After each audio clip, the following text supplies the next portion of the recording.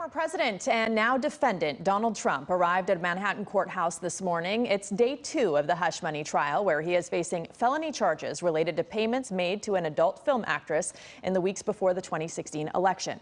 His lawyers and prosecutors have resumed questioning potential jurors, with Judge Juan Marchand on the bench.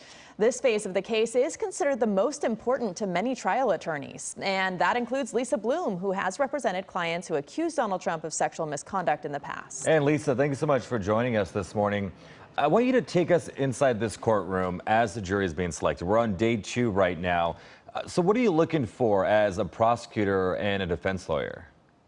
Thank you for having me. So from the prosecution side, you're looking for jurors who could really do it, who could really overcome the idea that Donald Trump may be the most famous man in the world, who also threatens people, intimidates people. And nevertheless, you're looking for jurors who have some backbone, who actually could convict him if the prosecution is able to prove their case.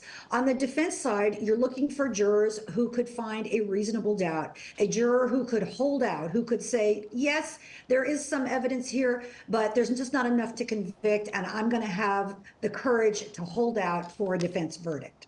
But this process is said to be more art than science, right? How confident, really, I mean, realistically, can Trump's lawyers be that they're going to find a fair and impartial panel? I mean, everyone in America has an opinion about Donald Trump.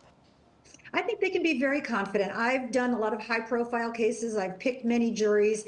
And I'll tell you something, jurors rise to the occasion. Of course, everybody's heard of Donald Trump. People have opinions. But jurors get into the solemnity of the courtroom. They're instructed by the judge to take it seriously, to decide it based on the evidence. And that is almost always what they do. They understand their job is very important.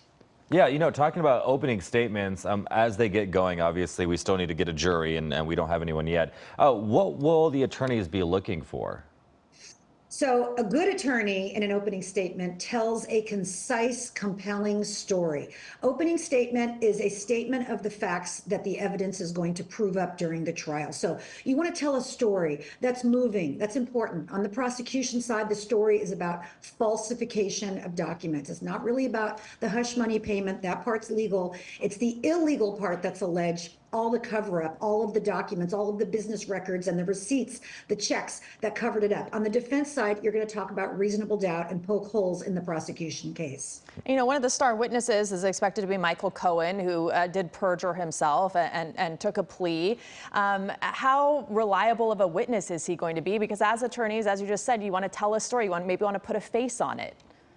Yes, so you're right. Michael Cohen has been convicted of perjury. That's a big deal. So for a witness like that, you're going to need evidence to back up his story. We know there are 12 checks paid out once a month over a period of a year, allegedly to cover up the payments that Michael Cohen made to Stormy Daniels. He paid her $130,000 out of his own money, and then the Trump organization paid him back and covered it up and called it payment for legal services. That's the allegation. So he's going to talk about that, but the checks and the business records are going to be there to back it up. So I'm not that concerned about his perjury conviction. Yeah, still a lot to come from this. All right, Lisa Bloom, thank you for your insight, and thank you for joining us as well.